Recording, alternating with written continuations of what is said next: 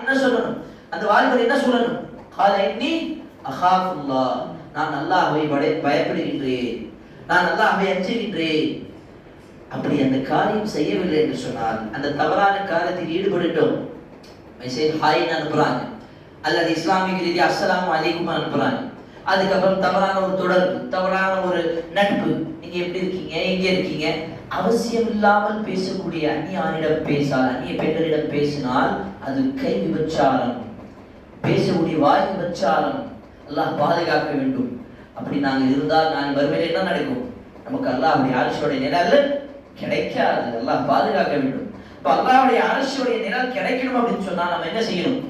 எந்த வழியில இருந்தாலும் சரி, அது நேரடியாக வராங்க, மார்க்கெட்ல போறீங்க, திடீர்னு ஒரு பெண்ணை பார்த்துட்டாங்க, அவங்க பக்கம் அழைக்கிறாங்க, வீட்டுக்கு வாங்க, விருந்துக்கு கூப்பிடுறாங்க, தவறான காரியத்தின் பக்கம் அழைக்கிறாங்க, கதவை சாத்திட்டாங்கன்னு வச்சுக்கோங்க, யூசுப் அலைஹிஸ்ஸலாம் போல